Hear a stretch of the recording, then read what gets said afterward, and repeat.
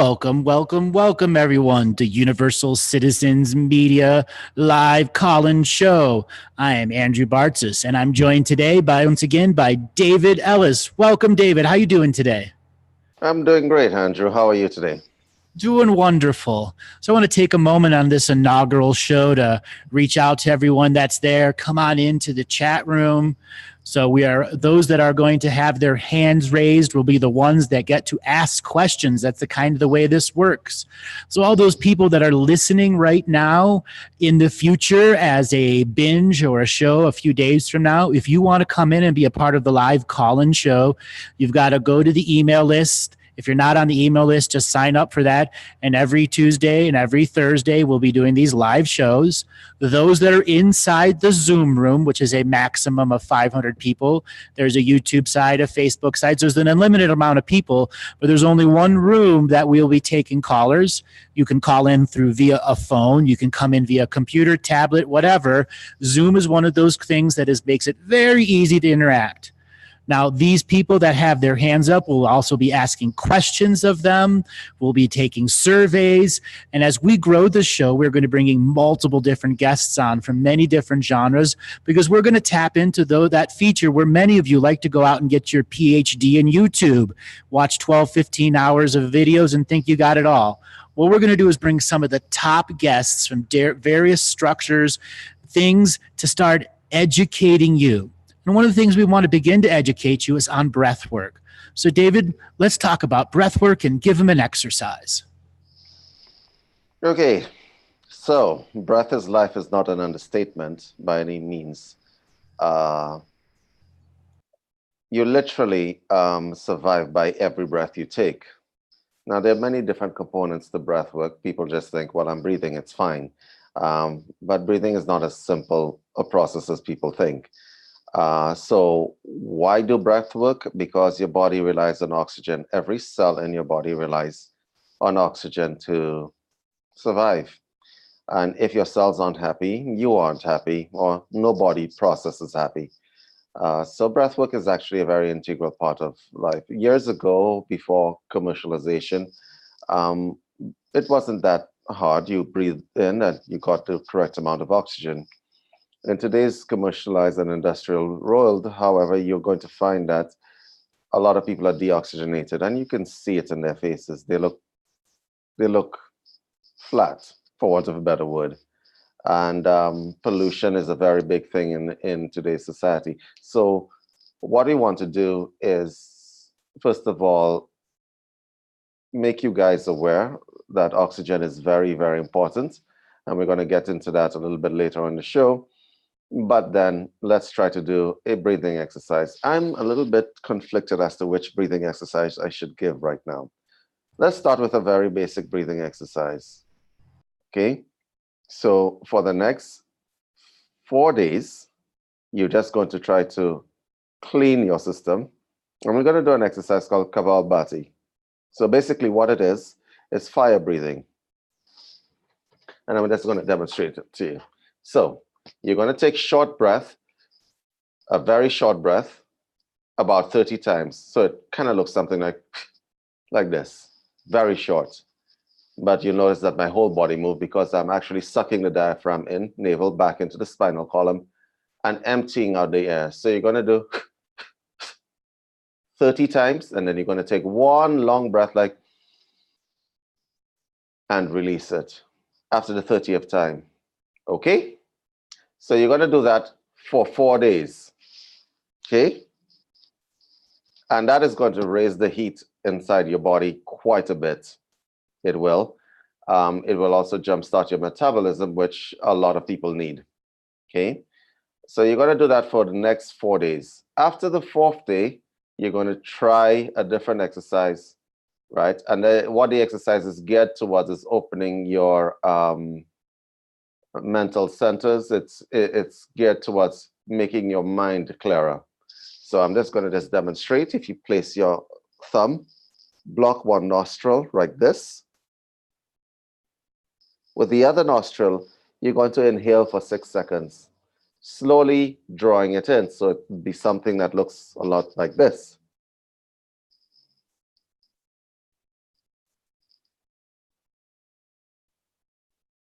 When you inhale for 6 seconds, you're going to block the other nostril that you just inhaled from and exhale through the other one. Okay? For an additional 6 seconds.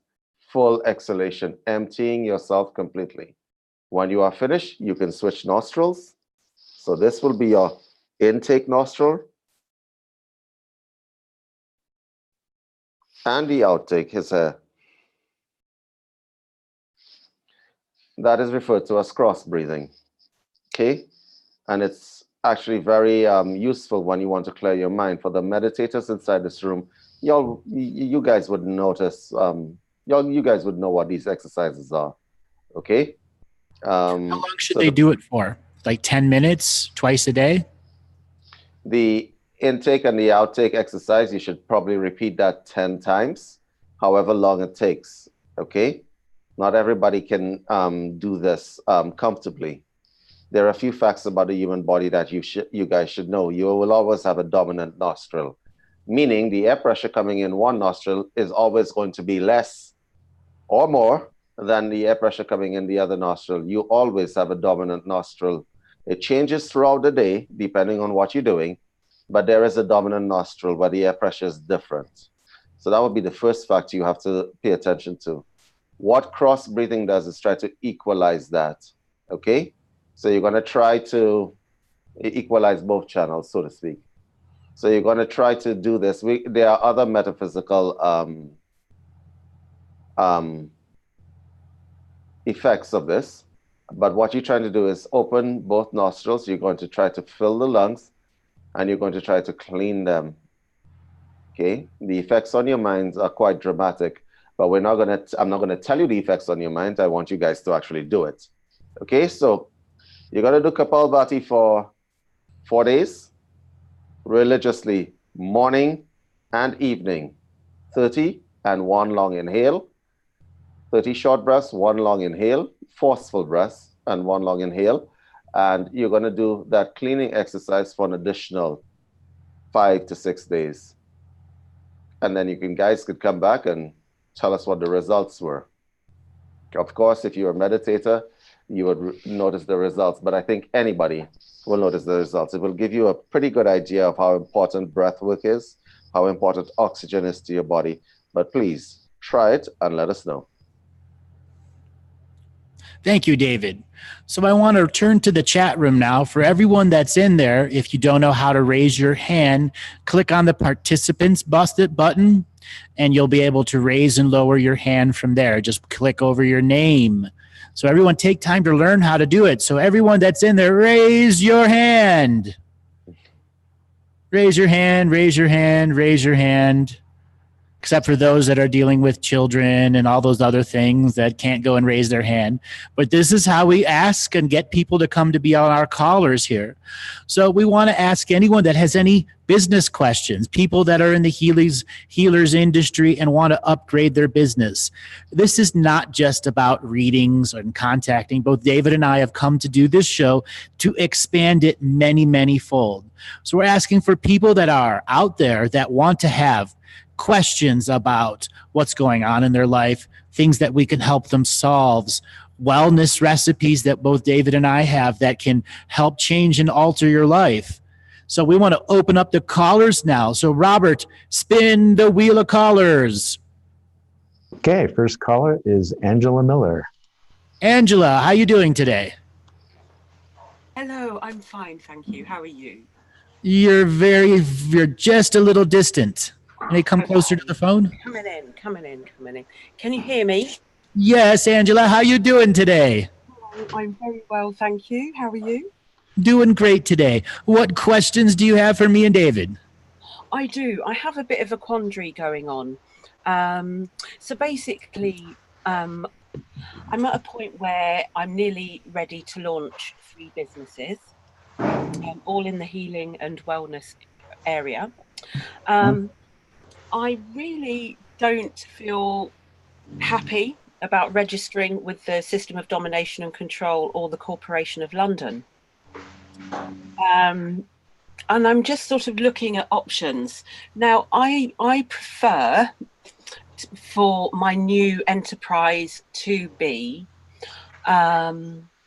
in the fifth world of peace, where there isn't this level of domination and control in the four previous teacher worlds. That's really important to the way that I live. So I'd like to find a solution for that. I had a couple of ideas, but I don't know if it's available. So first thing first is you don't always have to register your corporation in the area that you live. Now, David has a bit of a specialty when it comes to corporate law and how it can relate to the esoteric side to get David quite aware of how that esoteric side affects corporate stuff. So, David, what would you recommend for a person that doesn't want to open their business in the town of London? Okay, so you don't want to open in the town of London. I need to know a little bit more about your business, Angela. And Angela, I think we've met. How are you, Angela? I'm very well. How are you? I'm very good. Vegan and very well. Yes, I'm very vegan and very well. Yes, so I need to know a little bit more about your business. Is your business in the form of consultation, for instance? Yes, there's consultation, there's publishing, there's two avenues of consultation. Working with particular groups of people, enabling them to get started into business and open up their gifts and skills and marry it up in a new business way. So this involves doing no business with any zealot that has any finger in any naughty pie. That includes the Corporation of London, because if I paid them a yearly tax, I would not be happy with that scenario. And I'm sure there are many British business owners that currently feel like that. Okay. So let's start with some of the basics. Are you going to be operating in London? No, I'm going to be operating on the road, but I will have a base in England. So basically, your business has the following aspects to it. There's intellectual property with the publishing, I assume. There is consultation, which is a service, correct? Yes. Okay. So you're operating on the road. How far on the road are we talking? Are we talking the whole of Europe? Or are we talking within the UK? Both, actually. So I've got a range of training programs that kind of mix, blend with being overseas, but also being in the UK. They're for UK healers. I see. Well, let me give you a little bit of a heads up. By the way, Angela, are you a UK citizen or do you have dual citizenship by any chance? I don't, but it is an option. It is an option. There is an option that, you know, but yeah, primarily I'm British. Okay, so theoretically, Britain is going to probably want taxes from you. Now, that's a bit of a hairy issue right now because Britain is going through some changes, more than some changes, since they broke off from the EU. With regard to the intellectual property, I can answer you definitively, okay? You might want to go to the World Intellectual Property Organization. I believe there's an office that represents them in England, okay, and register that there so that it's not registered only in England, it's registered everywhere. Okay, that's WIPO. With regard to registering your business. What does WIPO stand for? Just so everyone knows. World Intellectual Property Organization. Okay. Its headquarters is in actually Madrid in Spain. Okay. With regard to it being an option in terms of residency, if you can avoid paying taxes in England, I'm going to say this, and it's not going to sound right. You might want to, because you get taxed every which way, and Sundays you even get taxed when you're dead, from my understanding. And this is what, which is like unbelievable. Like you die and they still tax you. Like, who told you to die, right? If you can avoid that, you might want to, Angela, because I do believe that corporation tax in England is fairly brutal. They are, depending on the kind of corporation you're starting, I assume that you're operating as a sole trader and you don't have any partners. Am I correct? Exactly. You're operating as a sole trader. Well, that's actually in your best interest. Um, mm, the ways that you can get around that legally, if you did have partners, what could happen is that the partner can register that business in their home country, okay, and you be a partner on that company, but England will still try to gain taxes off of you, okay? That is a statement of fact. Now, as for London, I'm not quite sure what London's tax structure is specifically, if there's some sort of sales tax on services or some value-added tax on services. I'm not quite sure, but I certainly understand your feelings with regard to the tax issue in London. But what you can do, if you have a really good friend that you trust, that I don't know, you might talk to regularly, right? You can start a company outside of England completely, and yeah, it won't be registered in England. I suppose I could give you further advice, probably off the show and not on air, but I could give you further advice. But basically, a corporation in the United States, for instance, it will be registered as a C Corp, normally speaking, and as an S corporation. So C basically means that the corporation is taxed, and S Corp means that the corporation takes a tax, but taxes at the principals or the governors, depending on where you are in the US. So in your situation, if you want to avoid quite a few things, you might want to have a friend register the corporation in a nice place where it's not horrible. Like, I'm going to say Delaware, for instance. That's the state in the United States that doesn't cooperate very well with the US government, or any other government for that matter. And in terms of paying taxes and so on, you are required to take a salary from that corporation, but then you can determine what that salary is, if you catch my drift. You catch my drift, right? I do catch your drift. So what I'd really like to do and see and envision for the future is this massive reduction in paperwork and actually having to register with anybody, because I don't feel personally that I need to do that. Because, and this ties into the idea, I want to register, I'll register my business affairs and dealings in the fifth world of peace. That's what I want to do. Here is my response to that. Please understand that because you live in the UK jurisdiction, and I want you to understand this, they will necessarily not understand anything you just said.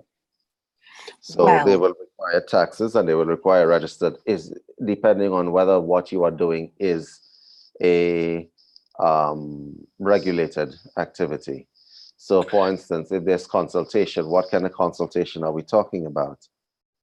A sacred consultation of a personal nature that affects an area of a person's life, whether that is trauma, so whether it's soul work, whether it's business development work, whether it's policy work, and publications. But the emphasis here is that, for me personally, where I'm at is that there is no sacredness in having to register a business at all. Well, I certainly understand your feelings. But they don't care about your feelings. And inevitably, like any of the big movie stars that have gotten caught for 10, 20, $30 million in tax evasion, all sought the same thing as an inevitability going to happen to you. And that there is a part of you who doesn't want that, but also knows that you have to work with what the system is giving you. There are other ways around it. There's other shell corporations that you can create, but ultimately you're never going to evade the taxman, because that is the way it has been set up. Now you can make nonprofit organizations, all these other things if you want, but you're still created in the world of peace, but it doesn't care. You make the fifth world of peace out of the pieces that the system has given you. May I make that feels like I'm holding my hand out to something that nearly battered me, right? You're holding out your hand out. You're there with a shovel, a hammer, and a drill. And a shovel. Yeah, you're there with a shovel hand. You got backhoes and everything. You're dismantling their systems. Here's the other aspect of this. Apparently, the governments in the various jurisdictions now have the banks acting as their watchdogs. Right. So let's say you wanted to open a business account. The bank now will have a new form that asks you, do you have, are you multinational? For instance, will you have to declare tax in any other jurisdiction? Now, the bank should not theoretically be doing that because that's none of the bank's business and they should not have legal authority to do that. But the governments have been giving them legal authority to do that. Okay? So I'm just letting you guys know the banks are also going to be a problem, right? When you're trying to do esoteric businesses and you feel like Angela does. Angela, may I make a suggestion here? Mm-hmm. My suggestion is, with regard to registering with certain organizations, the least amount of information that you give, the better. You just gave me a lot of information, okay? The least amount of information that you give, it might be in your best interest. Because what you are describing cuts across many different layers of law. And the taxman or whoever is registering you has it in his mind that he needs to get money from every other little piece of what you're doing. So may I make a suggestion? When you go register a business, register the business name, register a very general and vague description of what it is that you're doing and keep it extremely vague. I can't believe I'm giving this advice. But I'm going to give this advice. Keep it extremely vague. And I'm telling the rest of the audience this because the more you talk, the more you're going to regret it. You really are. And this is coming from somebody who studied international business law. The more you talk, the more you're going to regret it. The more description and how specific you are, you're going to regret it. When you are dealing with agencies and regulatory agencies and so on, talk less and just wait for whatever it is that they're going to give you. Because I've seen lots of people shoot themselves in the foot over and over again. Okay? So Angela, my suggestion to you, you're going to register a business. My business is in consultation and philosophy. What does that mean? It means nothing. They're going to ask you, what are you doing? Because that's the problem that you're going to cut across. Because if you're counseling people, that may be a regulated activity where you come from. They would have colleges and so on. And when they're going to tell you, well, you need to join this particular organization. And yes, this is what you're angry about, isn't it, Angela? This kind of stuff, where they said you're running around in circles. Yes. And I don't want to be involved in it. It interferes with my own personal deep levels of peace. So my suggestion to you, if you want to get around all of that, I've understood you completely. Register the business, make it vague, like really vague. Got it. Right? Make it vague. It's just a piece of paper. Pay them their £90 or whatever the cost is right now. Okay, yes. You're registering as a sole trader and do what it is that you're doing. They're going to want to know what you're doing. And I know that you're sufficiently intelligent since I've spoken to you before, right? To make it extremely vague because you have a very good vocabulary. Make it sufficiently vague, such as to boggle the mind of the person who's registering you. Okay? And then you do what you need to do. You can be the concierge philosophical consultant. A what? A what? Sorry, eh? There's some really creative, vague names you can come up with and allow the fifth world of peace to be in the name. Okay? Concierge philosophical consultant. Okay? You're going through an existential crisis, and you're there to provide philosophical counseling. Or you can be an existential crisis manager. And there's one more thing I need to say here. Don't see this as a challenge, okay? Because I'm going to give you, because I know you have a good reference library in that head. You know what the image of Shiva represents, for those of you who are out there?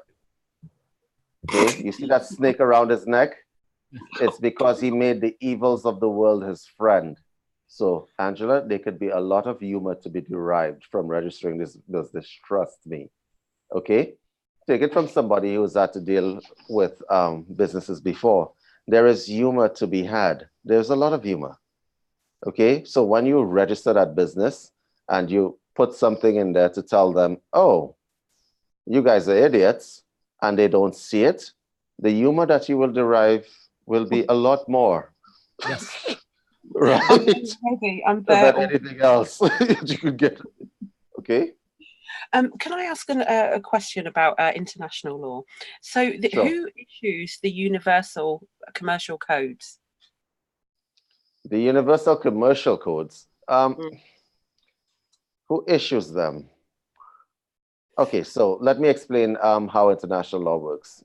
Every country has conventions which they sign with each other. There are agreements which they sign with each other, okay?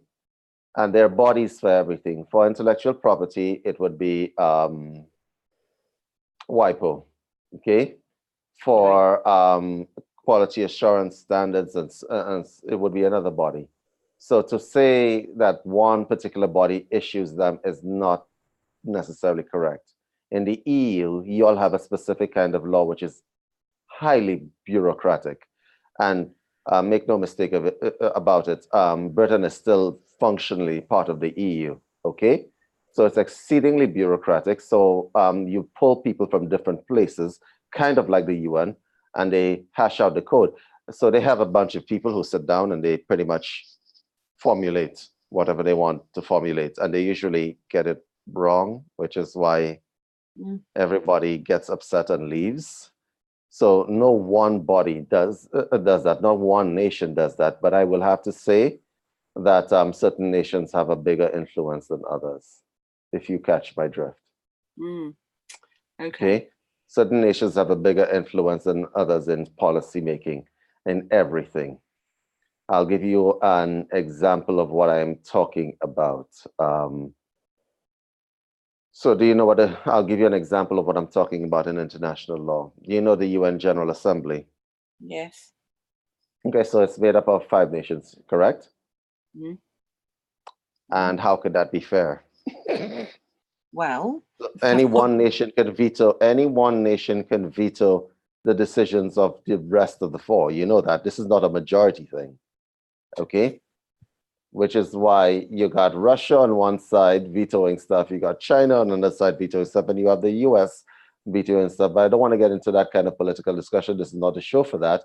But basically, if you catch my drift, I do. Certain nations will historically and through the fact that they have more revenue, have a bigger influence on commercial coding and everything else than others. Okay, but if you, in terms of dispute, resolution, if you want to take it to court, you will find that if you're disputing any kind of commercial code, you are sure to lose. Okay, right. So my suggestion is work with what you have, get around that system that you don't like, right, while using the system that you don't like. Okay, because I'll try. You can also offer system existential counseling. So you consult the system. I mean, there's some really cool names you could put up there. Yeah, board systems. Yes. Board and tired systems. Yeah. Consultant. Yeah. Okay, great. Thank you. That's wonderful. Thank you very much. Thanks, Angela. Take care. All right, Ed. Thank you so much for calling in, and we'll talk again soon. Thanks a lot. Bye. Bye. All right. Spin the wheel of, hold on one second. I saw somebody had another business question here. Irene, David, where can I find out about not paying tax? We registered our company already, but I do have dual citizenship. Is Irene's hand raised? Robert, is Irene's hand raised? I do not see it, but I can select her. We can answer that question. Irene, you're unmuted. Hello, Irene. She might She's not at be work. there. She's at work. Yeah. So she's at work. She probably has it in her hair. I guess I can answer the question. You cannot escape paying taxes. All you can do is make your taxes advantageous to you. Okay? So most of these questions I should theoretically be able to answer offline. Actually, Andrew, we probably should take consultations on this offline. But you cannot escape taxes, but you could make your taxes advantageous. Okay? A lot of people do not understand tax law very well. A lot of people do not understand how international law, business law works. Okay? This show is too short to go into that. Okay? It'll take a little while. But basically, corporation tax is usually targeted towards your operation and your profit. Your personal tax, income taxes, is usually targeted towards how much you earn. Now, if you own a business, depending on how the business is registered, depending on how it is, you will get taxed at the business level and you will get taxed at the individual level. Okay? In the United States, that's the difference between a C Corp and an S Corp. For those of us who live in Canada, I'm not in Canada right now, but for those of us who live in Canada, you all live with taxes day in and day out. In the EU and Europe, there are so many different ways to register a business and configure a business that you can actually become quite an aficionado on avoiding certain taxes. You cannot escape them, but you can avoid excessive taxation. I'm going to say, generally speaking, that 80 to 90% of people, when they fill out their tax form, are shooting themselves in the foot because they don't know that there are certain things which are exempt. They don't know that there are certain things, especially if you own a business, that you could put towards the business. And they usually are overtaxed and they don't know why. And I think this is one of the things that if you're opening a business, you really need to read a lot. You can't depend on your accountant to tell you what is taxable and what is not taxable, what you can claim and what you cannot claim. You have to learn this stuff, okay? That's as much as I can tell you in terms of, I could just throw out a few things. If you own a business and you're buying a car and it's your personal car and you're using it for business, why are you not claiming against the car? Okay, I've seen this many, many times. Usually, accountants are supposed to be the ones, if you have an accountant, who tells you you can claim this or you can claim that against your business. But accountants, some of them are not the most useful people in the world. So you're going to have to learn this for yourself, or you will be paying a lot of taxes, probably unnecessarily. Okay, back to you. All right, David. Robert, let's spin the wheel of callers. Okay, Raya Eshta, if I got that correct, you're unmuted. Raya, are you there? Yes, hi. Hi, where are you calling from today? I'm calling from France in Angers. Welcome. Oh, wow. So, what questions did you have for us today? Yes, my question is, I know I must do something special with gemstones, such as emerald, aquamarine, turquoise, lapis lazuli, and vermeil. And I know it's something very important, but I can't remember what it is. And I'm already working with them. I host them at my house, but I just don't. I was considering doing a jewelry business with them, but I'm not sure if if it's the right path, but I know I must work with them. So my best advice I can give you, if you're going to be working with gemstones such as emeralds, sapphires, rubies, so on and so forth, there are a variety of world organizations that support a diamond rating, gem rating, and then you go and take it. Usually it's like a 12 or a 15-day class, and some of them are like a 3-week class where you get different layers of certification of how to rate a gemstone. Okay. And that will give you an incredible ability to be hired by any gemstone facility that puts rings and puts together. That ups your personal level all the way to the next human level, where you're a gemstone rater. You can then be a part of the raw gemstone industry, where you're going to get to see the best ones versus what is low quality. Now, as for making your own jewelry, hundreds and thousands of people are doing it. What is your idea going to make yours any different than anyone else's?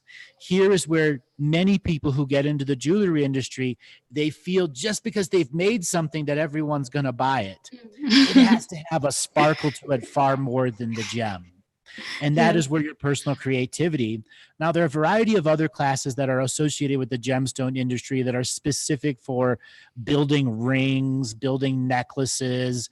And there's classes all over the world that are related to the gemstone industry that if you were to put some money aside, you could go and privately take those and have all the education you would need to get into the gemstone industry.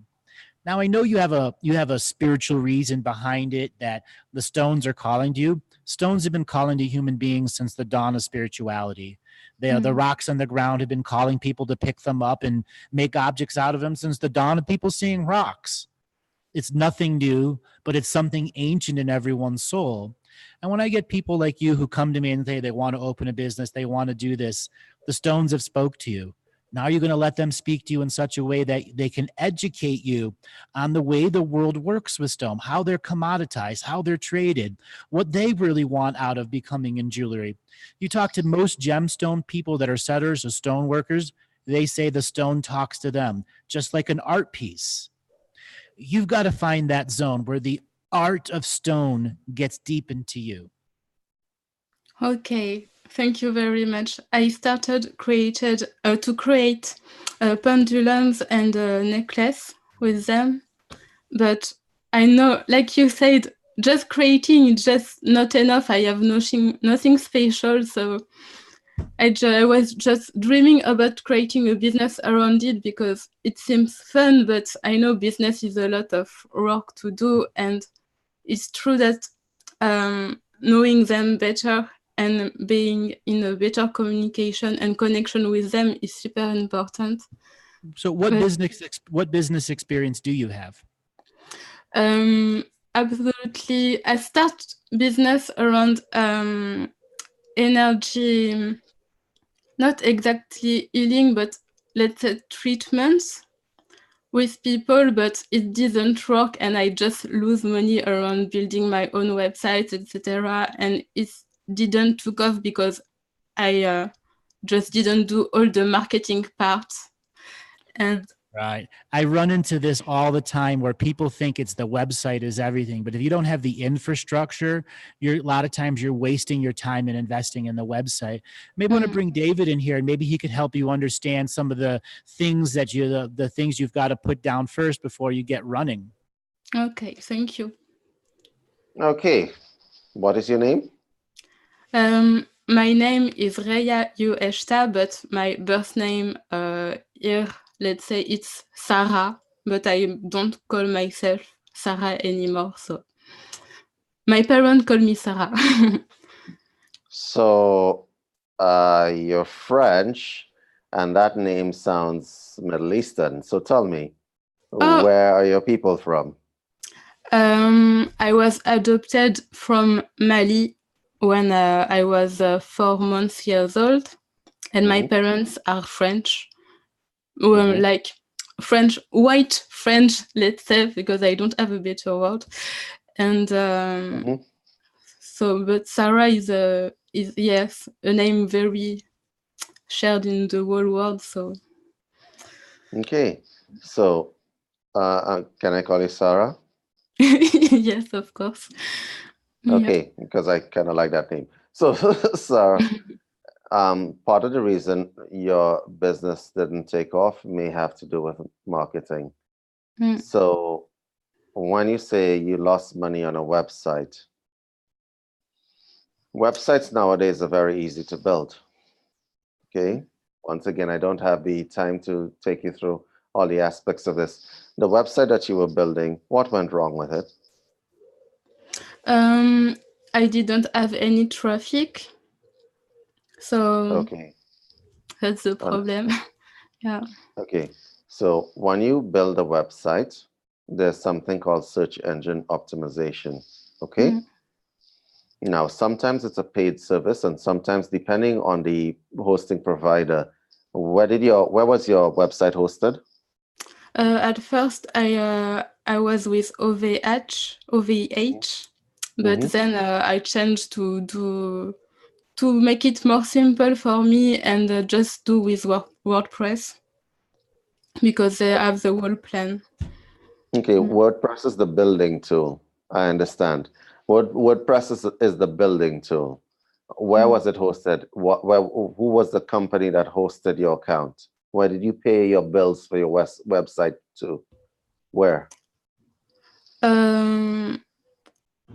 Well, when I started there is WordPress.com and WordPress.org, and at first I downloaded WordPress to do it from scratch by myself, and then I moved to WordPress.com where they take care of everything.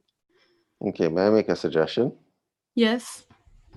Since you have a rudimentary knowledge of WordPress, there are hosting providers which gives you promos for search engine optimization. If you don't have that on your website, you just have a place. It's kind of like a country without shipping lanes, okay? Or a country without air traffic of any kind, a country without an airport, without any port of harbor or anything like that. You need a search engine optimization because you want people to know that you're there. So what it does is when people search for you, assuming that they do, or they search for anything that is basically on your website. Let's say you're dealing with gems, so gems would be a tag word on your website, a meta tag, so to speak. So when people type it into a search engine, so we say Sarah, France, gemstones, your website pops up to the top. Do you understand? Yes, well, I did that with my previous website, but I was in too much of a niche to be. I think not a lot of people were interested in the things I shared, so it was interested in the things you said. Well, not said, but the things that I did, it was very. I was let's say more around Katsara, etc. with how to explain the Katsara teachings, etc. And it's not very well known, and even less in France. So I think that my website was showing up on the search engine, but it was too specific, and now I want to reach more people and be less specific and less of a niche and serve more people doing something broad. So you've learned a business lesson. Yeah. Being too specific can hurt your business. Yeah. That's number one. Number two, may I make a suggestion? Yes. What you're telling me, you want here the business problems that you're having right now. And I'm going to start from the mind. Okay, the business problem that you're having right now is, do you have an idea in your mind of how you want your business to be? Do you have an idea in your mind of how you want to be seen? How do you want to be seen every day, or where you want to be in 5 years? Do you have any of that in your mind right now? Yes, but I dream very big, so it's okay. That's fine. That's fine. People have to start from somewhere. So you want to take over the world in gemstones, and that's fine. So if you have it, you need to detail it. You need to detail it in very specific ways. So now let me do some project management consultation with you in 5 minutes flat. Robert, do I have 5 minutes? Do I have 3 minutes? You could take 3 or 5. Okay, I'm going to try 3. So, Sarah, first thing is first, you need to do something called a feasibility study. Okay? So you have an idea, you have a concept. Feasibility study. See who is out there, market research. You do your market research. You see who is out there doing what it is that you're doing. Okay? Yes. You must make this, especially, first of all, in France, then in the European Union, then worldwide. See who's doing what it is that you're doing. Okay? Or something close or similar to what you're doing. When you've discovered what everybody's doing, do something different. Okay? Yeah. When you discover what everybody's doing, do something different. Use your creativity and come up with a concept. I don't care whether it's putting little gemstones, because you're dealing with semi-precious stones, right? Like aquamarine, and you said lapis lazuli. These are semi-precious stones. Precious stones, semi-precious stones. I don't care whether it's putting it in cakes and pastries. I don't really care. Do something different. Okay? Yeah. Right? When now you have differentiation and you have an idea. Okay? Then you have to do the heavy lifting. You need to register you need to think of what kind of business do I want to run. Am I going to bring a partner in? Am I not going to bring a partner in? How much money do I have to do this?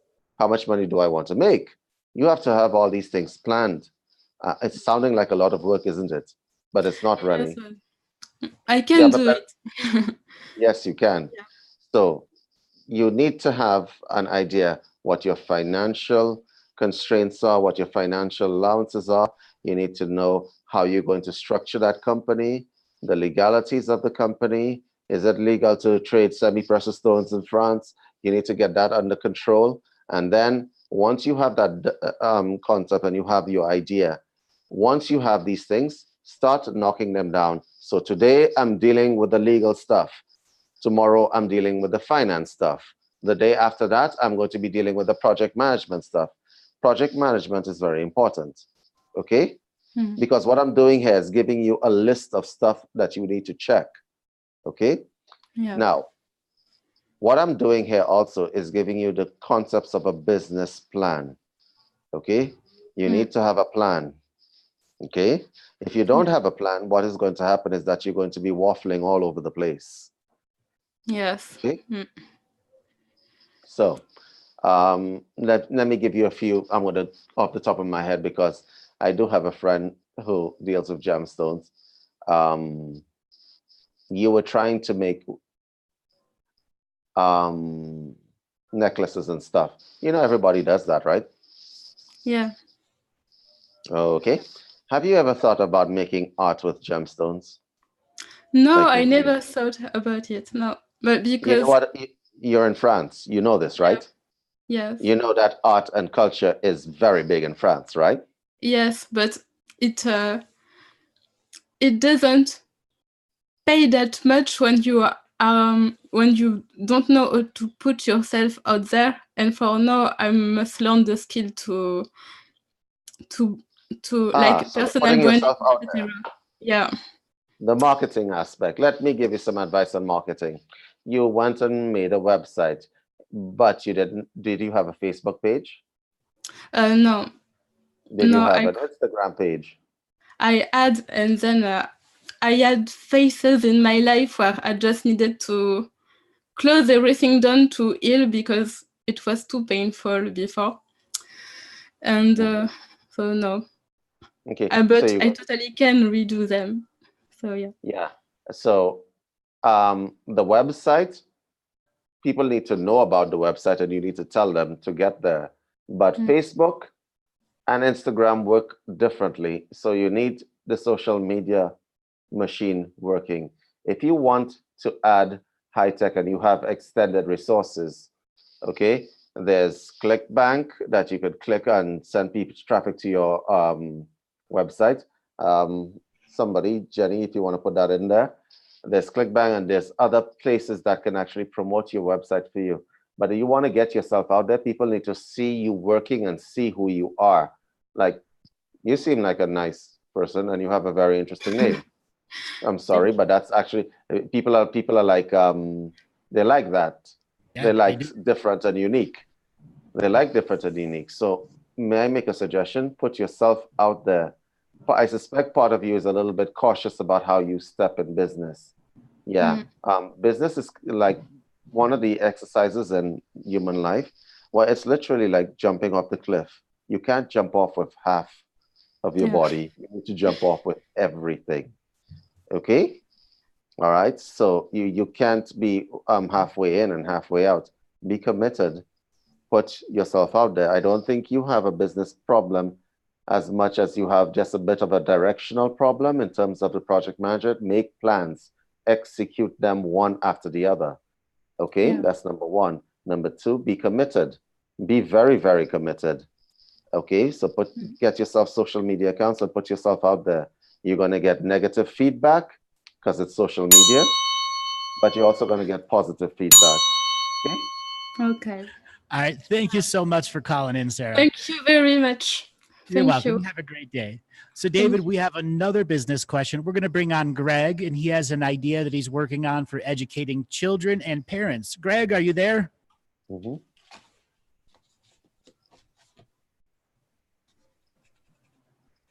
Greg. Greg.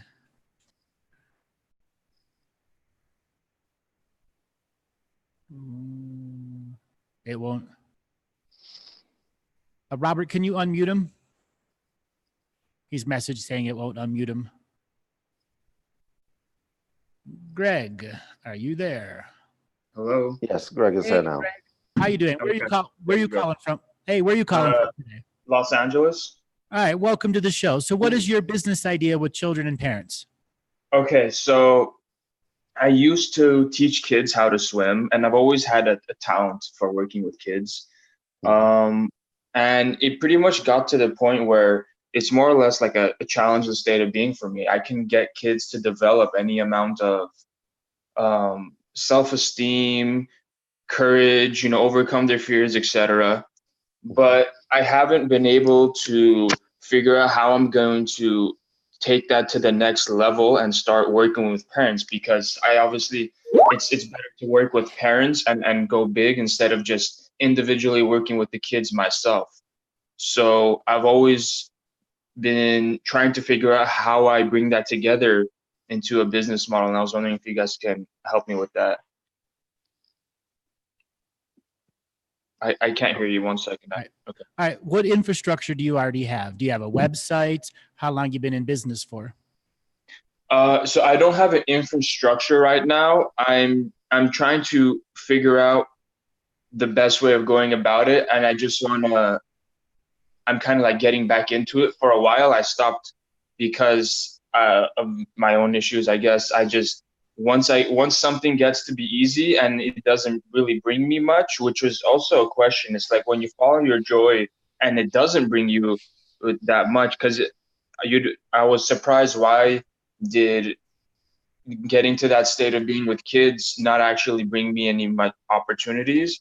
So Or it did bring the opportunities and you didn't have the infrastructure in place to grab and capture them. All too often, that's the thing. And I want to bring David here and help you understand what a network and an infrastructure should look like at the beginning, so you can put together the next phase, so you aren't going to lose those potential clients who would have been there if you had a way to passively attract them. right. Okay, Greg, you're there? Yeah. Okay, so I got to ask you a few questions first of all. The kids that you're teaching, do you know their parents? Well, so right now it's just one, and yes, I do. But when I used to work at the YMCA. So I worked with a bunch. I knew everyone. Everyone who I would work with, I met their parents. So. Okay, so where did you teach? In a pool? Yes. Okay, right. So you were a consultant for the YMCA, or did you work? No, I worked directly. I worked directly for them. Okay, so theoretically, can you rent a pool? Do you have one yourself? No, I don't. But the goal is not just swimming lessons. I want to actually work with parents because the essence of what I was doing was getting kids to develop self-esteem, and I was encouraging them. It's more or less parenting in general, which I see so many people struggle with. And in the time I worked at the YMCA, I worked with thousands of kids, and to be honest, I only ever saw like 3 or 4 families that were really doing it right. You know what I mean? So I want to be helping at that layer because swimming is Yes, quite a limited opportunity. yes, it's a limited opportunity, but it's where people found you at. This is where people found you at. Let me give you a little bit of a insight into my life. I taught kids as well, hatha yoga, and I brought them out of their fears and so on by actually making them practice and practice.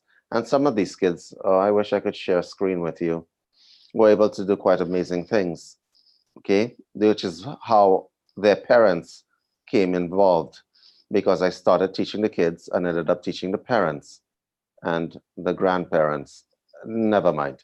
Anyway, so here, what I'm saying is where people find you is where you probably need to start marketing yourself.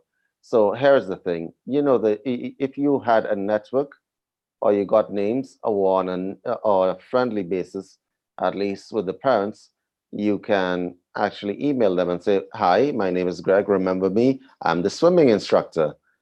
Okay, I'm starting this new thing and I would like to help you, because if you were helping those kids, their parents would probably know about it. Am I right, Greg? Yeah, definitely. So And I they know think you as the guy who helped their kids, basically. yeah, and I think right now what my strategy is just to get out there is because I know how to teach kids how to swim, but I think I can also do babysitting, and that through those 2 avenues I can build up clients. I just don't have an infrastructure. But you already have all the infrastructure you need. You're talking to me on what device right now? Right. What device are you talking to me on? On my Android, brand new, very nice. I like it. Which That's all version you of need. Android? That's all you need. Which version of Android do you have? The phone is the A20. I got it for free, but it's great. It's the new One UI. Oh, wow. Yes, it's really high tech, isn't it? Yep. Good. So you have a Facebook page? No, I deleted Facebook, but I could make one if I had to for business. Yeah, you do. Yeah. You have Okay. a Instagram page? Yes. Good. Greg is now doing something different. Greg is going to go down to whatever corporate office you're going to register that you are now in the business of babysitting and helping people and helping kids develop. You already have the reputation in terms of your ability and your facility with children. Let me tell you something that you probably don't know, and it's going to shock the rest of the chat room, and I'm going to hear it for months and weeks to come. A lot of people are looking to dump their kids on other people. Yeah. Sorry, that was a truth bomb. And you know what I'm speaking about, Greg, Yeah. because I get the feeling you've had the same experiences that I've had. Yeah. A I've lot of seen it. people cannot manage their children, and a lot of people's children do not respect them. That Right. is some brutal truth. Okay? People like you are facilitators. Okay? These children need you a lot, and the parents know it, and the children know it themselves. So, my suggestion to you is that you put yourself out there if you want to get into that business. I will give you fair warning and more of a disclaimer, right? That when you do that and people realize, oh, I can dump my kids on you, you are going to probably have more business than you really are comfortable with. Okay? Okay. So put yourself out there, understand that what you are doing, I'm going to give you the disclaimer. Um, Dealing with children is taxing. It is. For some people make it look easy, but it is taxing. Because they need a lot of attention and they need a lot of care. Okay? Please understand that children make you care about them whether you want to or not. They make you care about them. I'm giving you these disclaimers because I know exactly where you're at. But if you want to actually become a facilitator, which is what you want to become, you need to put yourself out there. All you need to say is, I'm open for business. You need to say that by getting an Instagram page, a Facebook page, contacting the people, building a network. Every parent that you encounter, get an email address from that parent, build a mailing list, put it out there. I am open for business. I'm able to babysit. I'm able to deal with kids that are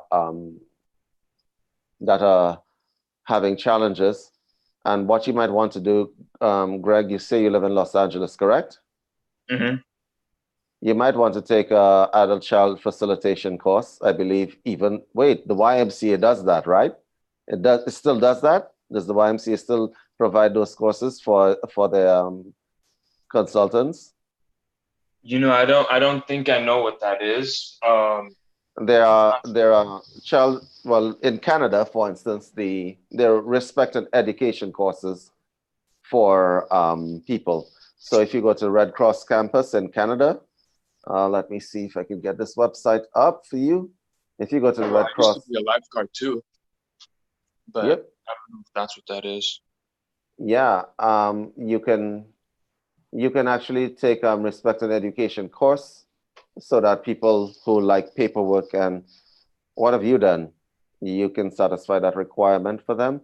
You could do it completely online, but it'll give you some sort of credibility. You put yourself out there, get your picture taken, professional picture taken, and put yourself on Facebook and get out there. You want to move to the next level, you just have to step to the next level. And in terms of your network, everybody you encounter, get a mailing address from them, right? Depending on the work you do, it will probably spread through word of mouth anyway. Okay? Yeah. But you need to just make that first start, okay? You need to start building that Facebook page, the Instagram page, and change the way you are. Also, you need to put on that page or whatever promotional material that this is Greg, the swim instructor, because this is what people remember you as. Okay? And one thing, you said I need to go and register. Are you saying I have to go and incorporate? Incorporate. I hate it when people use that word. It sounds so, okay. You don't necessarily have to go and incorporate, but you said you wanted to take it to the next level. How big do you want to go? I mean, at the moment, I just want to be able to build a business that's self-sustaining and get all of, like, for every solution, for every issue, have a solution. Once I have all that down, then I can start branching out and building this into a bigger business. But first I have to figure out all the small spots. Does that make sense to you? Yes, it makes sense to me. Yes, it makes sense to me, but you got to make a start. Okay. Right. The only reason I say go down to and register to an office, because if you're going to be operating, depending on how big you're going to go, you might want to just get that out of the way first and foremost. But if you're going to be doing this as a one-off every once in a while, not so much. But if you're going to be doing it on a regular basis, I would highly suggest you become really completely legit and let people know that you are out there. Greg, I don't think that you're going to have a trouble gaining business in what you're doing. Every children's facilitator out there is swamped with work. And even when you don't put yourself out there as a facilitator, you were a swimming coach and you ended up there. Am I correct? Because a lot of people need help with the parenting aspect, and there are not a lot of people who are brave enough or caring enough to actually take on and see a child and try to help that child. They're just not.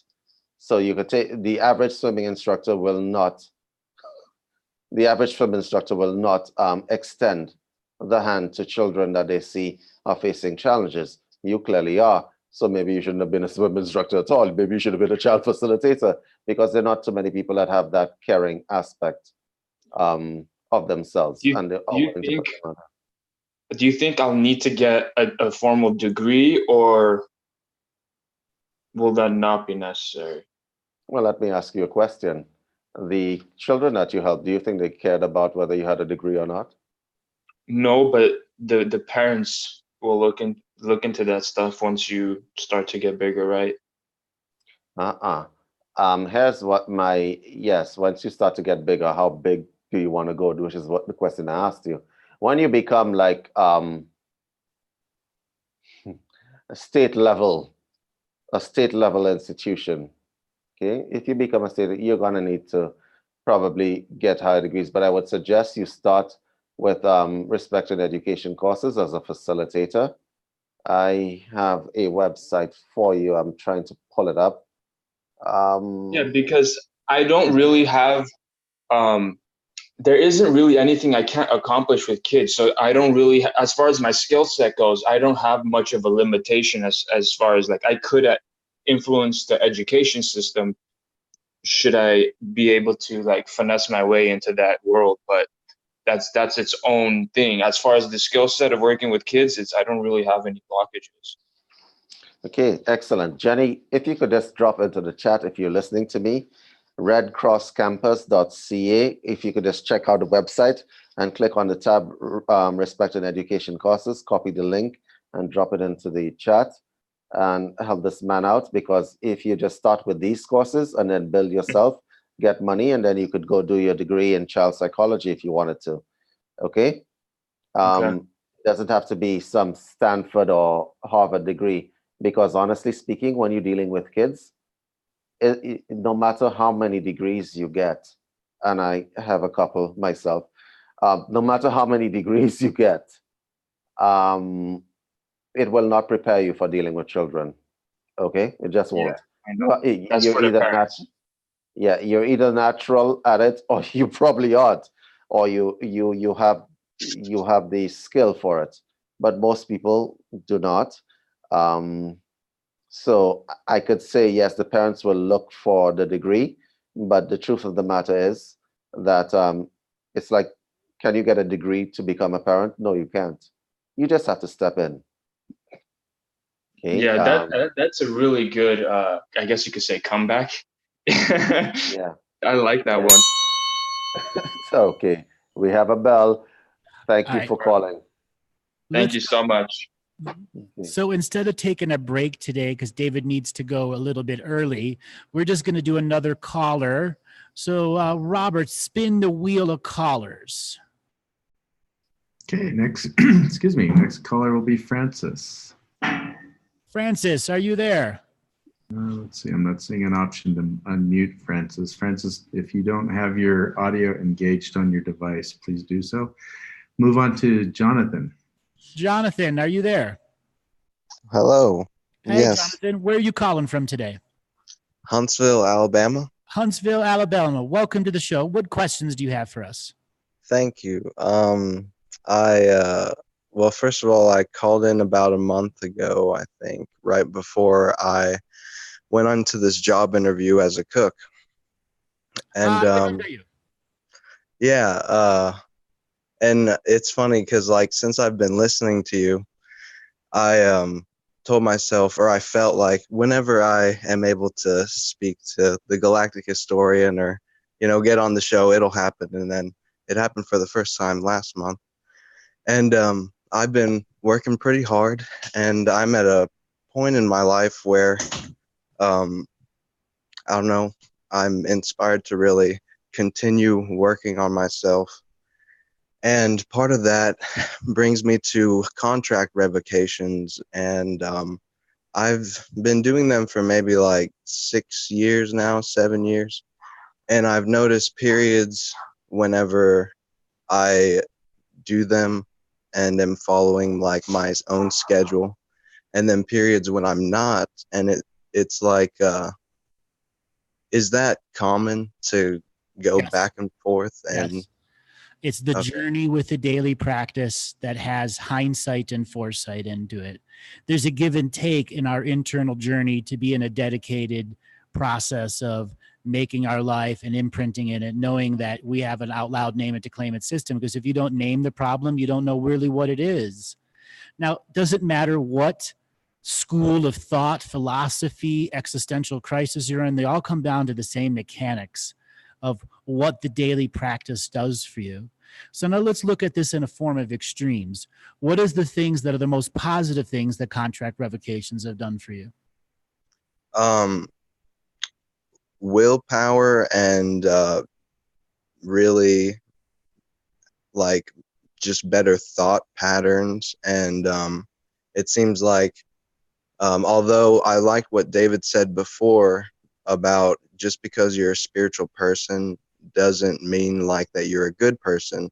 And I feel like I am a good person, but everybody has a shadow. And so I've also noticed that there will be like synchronistic moments. And sometimes sometimes either it's self-doubt or something. It's like, is this a positive synchronicity or a negative synchronicity? And what's bringing this?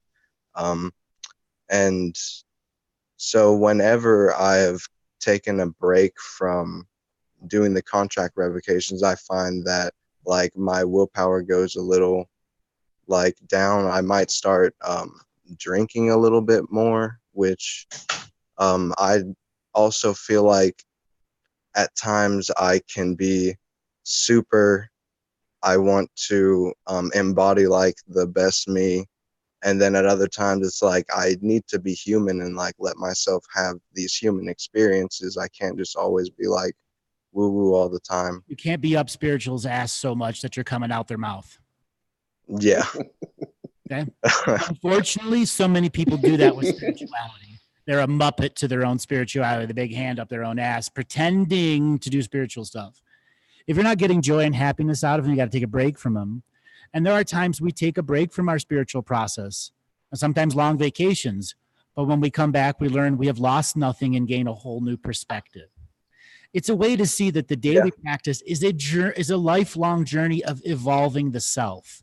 Now it's contract revocations. A year from now, it could be qigong and a different form of prayer.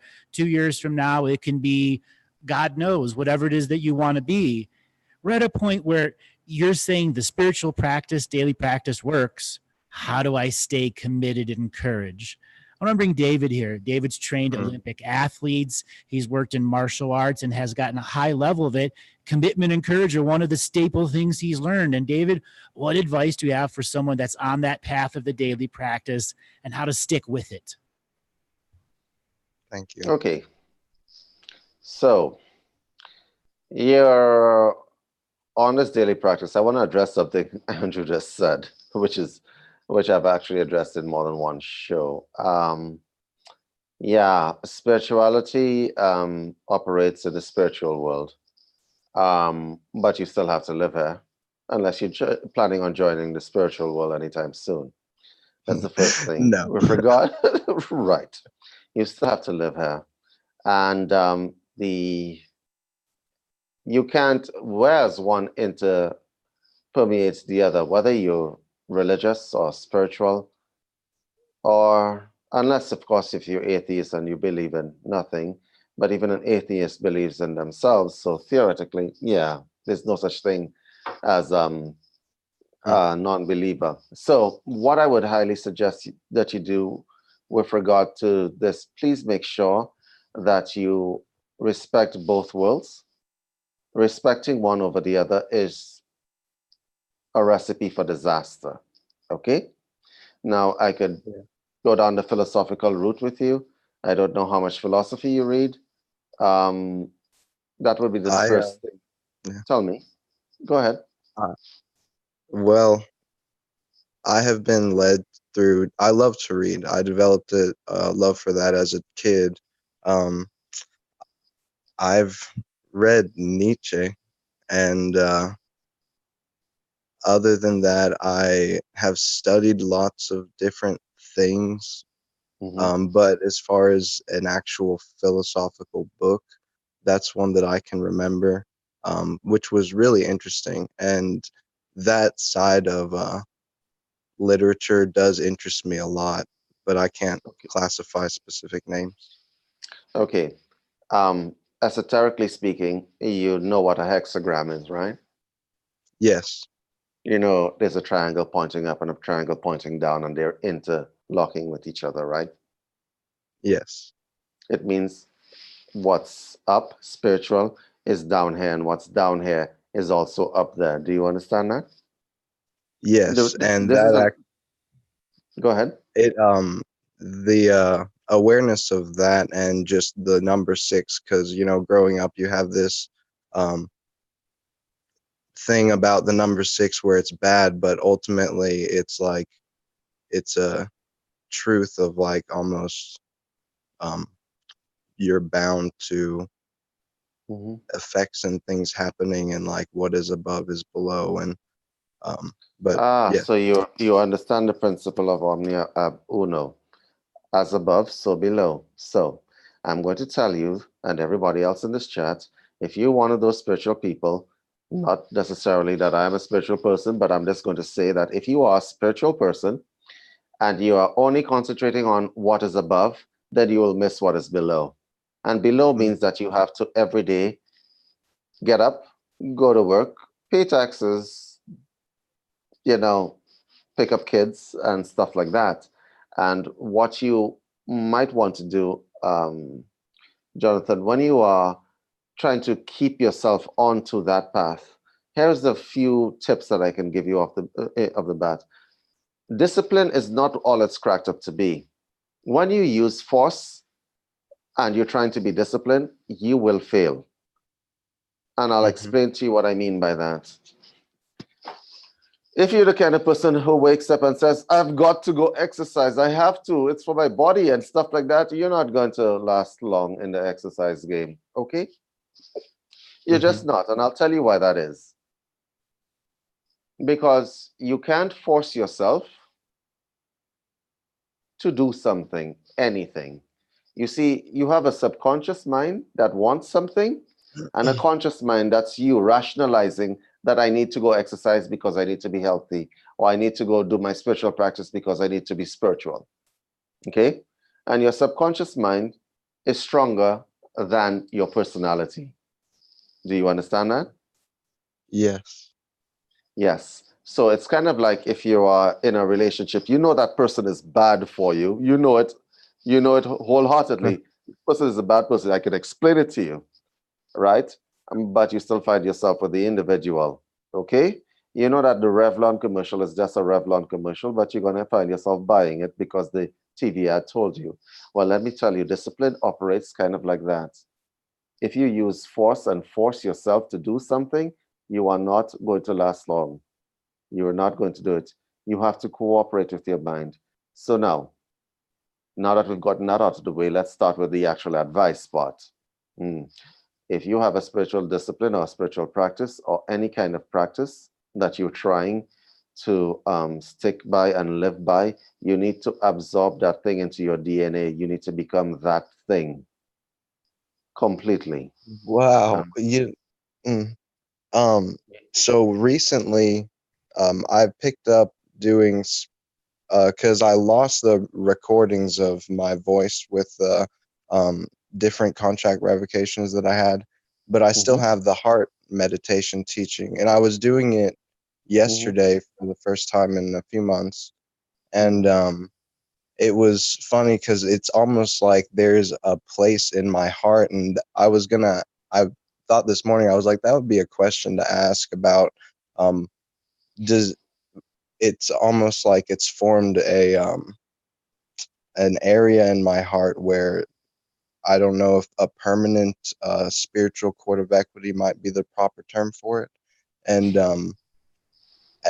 is that something that I'm adding to all of the time, or does the weight of the world kind of dampen that throughout periods, and that's why you constantly need to be cleansing your energy fields? And no, a lot of people step onto esoterics. A lot of people become meditators.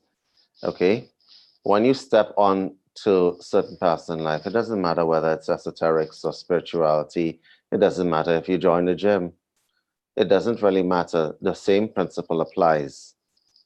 If when you first do it, you're doing it by rote. If I give you a prayer to recite, you're doing it by rote. I can recite any number of prayers. I can recite the Psalm 23 1,000 times for the religious people out there. Okay, I can recite it. If I do not feel it, then it is not part of me. Do you understand what I'm saying? Okay. Yes. And I want to speak to also people who want to practice higher forms of spirituality. I'm going to put that in inverted commas, right?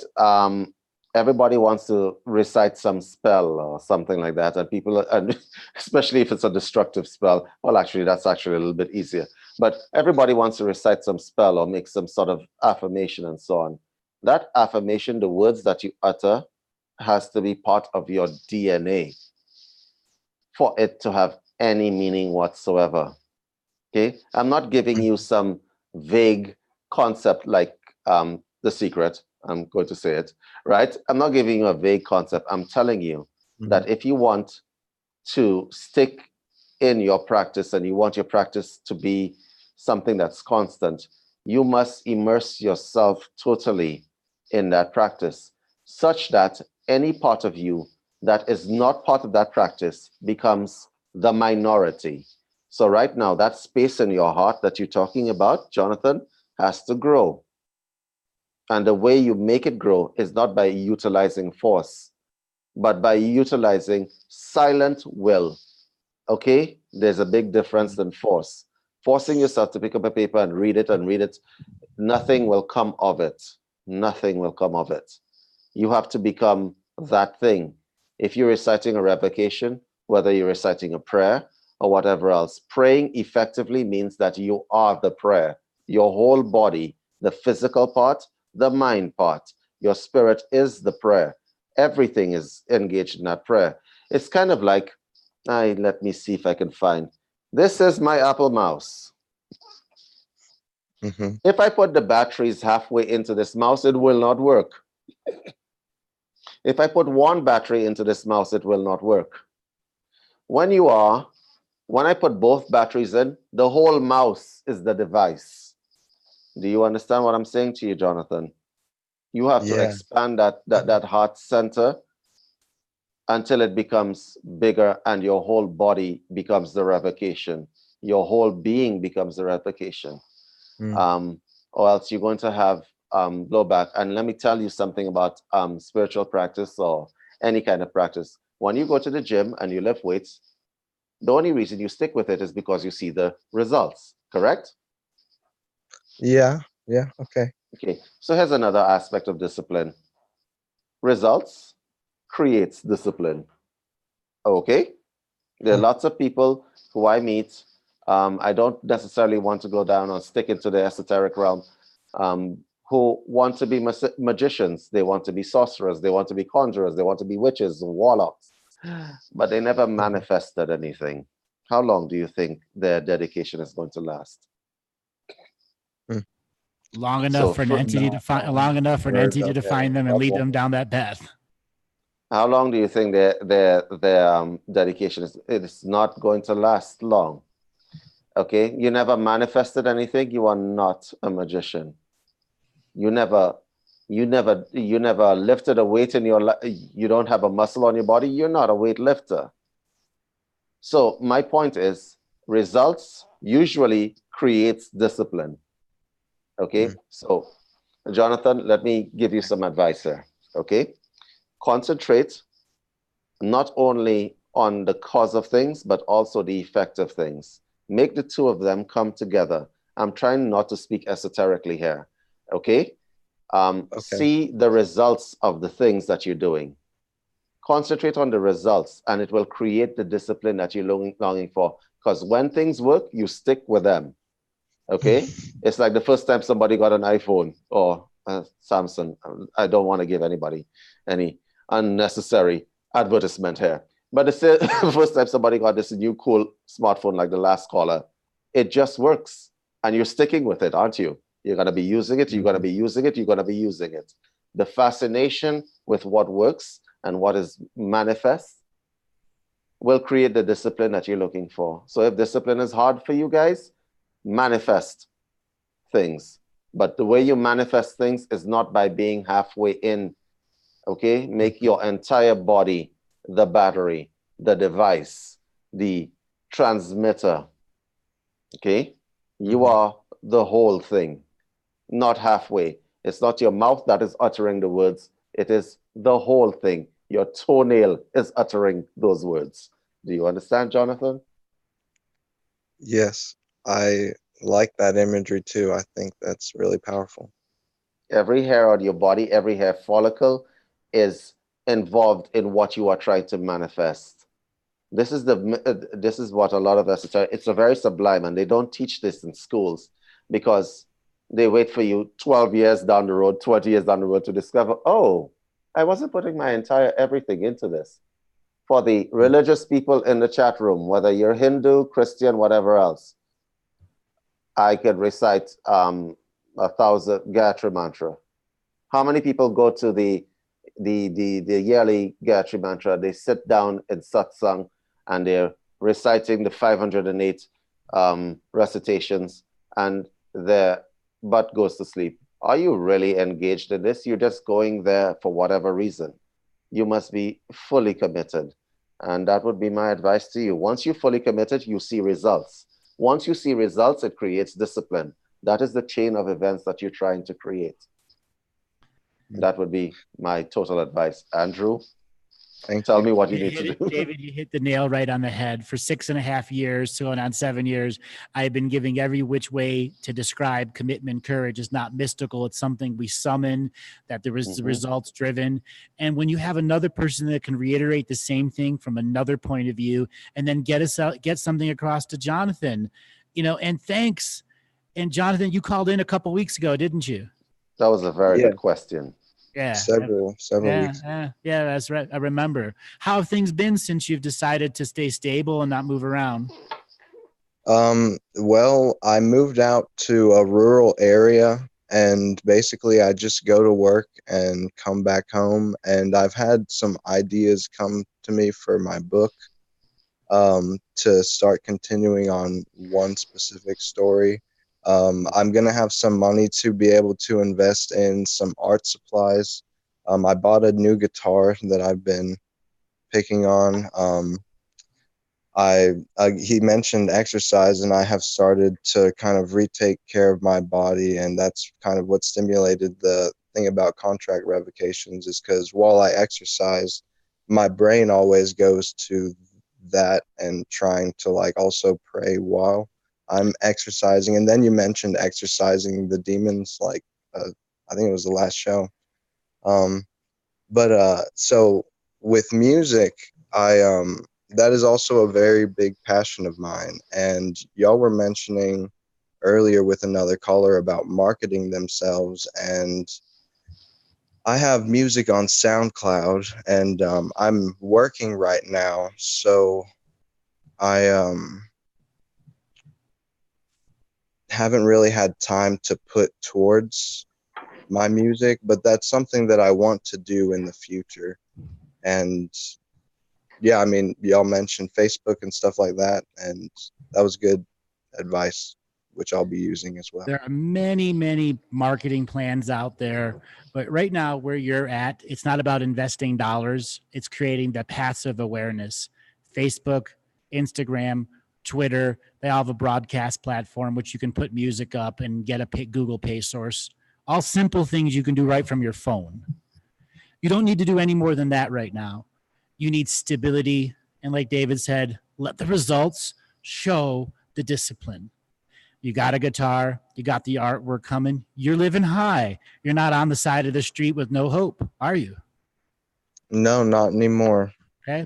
You got a lot more incredible things ahead of you.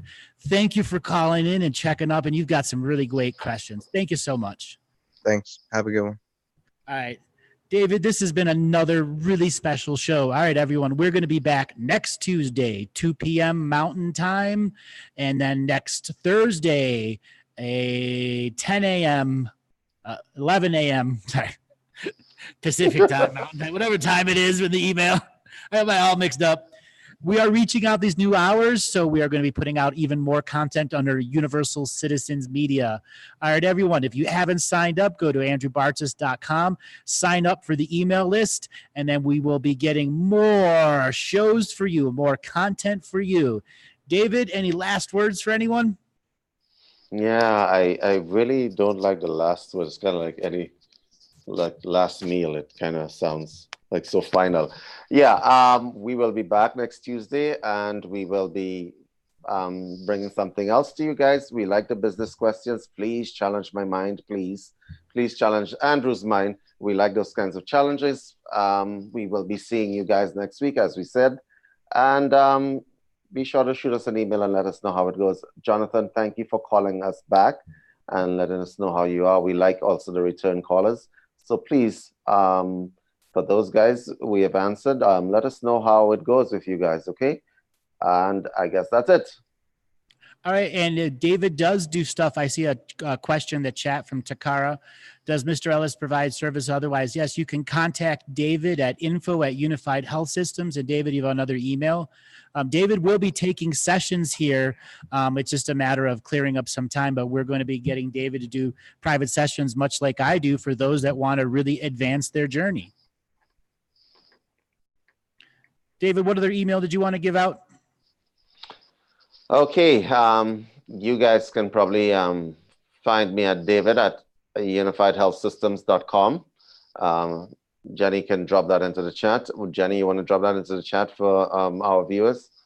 And I will certainly get back to you guys. Okay. All right. Thanks or you could also use info@unifiedhealthsystems.com as well. Okay. Go ahead, Andrew. Thanks a lot, everyone, and we'll be back this coming Tuesday.